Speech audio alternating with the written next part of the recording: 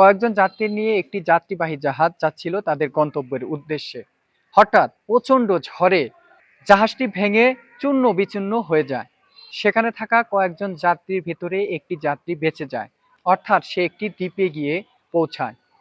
যখন তার জ্ঞান ফেরে তখন তিনি আল্লাহর কাছে প্রার্থনা করে এবং শুকরিয়া আদায় করে এবং তীরে এসে বসে থাকে।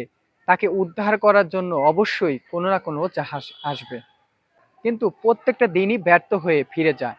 সে সেখানে থাকা অবস্থায় একটি ঘরও তৈরি করে ফেলে আর সমুদ্রের মাছ ধরে এবং জঙ্গলের ফলমূল খেয়ে নিজেকে বেশ কিছুদিন বাঁচিয়ে রাখে।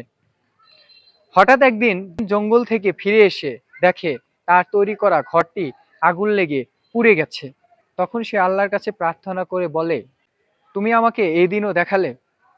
তার কিছুক্ষণ পরই একটি উদ্ধারকারী জাহাজ এসে সেই দ্বীপে পৌঁছায়। তখন সে সেই জাহাজের নাবিককে জিজ্ঞেস করে, আপনি কিভাবে জানলেন যে আমি এখানে আছি? তখন নাবিকটি বলে, আপনি যে আগুনটি জ্বালিয়ে রেখেছিলেন সেটার ধোঁয়ার কুণ্ডলী দেখে আমরা বুঝতে পেরেছি এখানে কেউ আটকে আছে।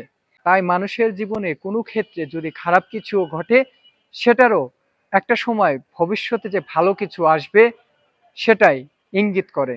খারাপ কিছুই সবসময় মানুষের জন্য ক্ষতি বয়ে আনে না, আনে বড় সাফল্যতা।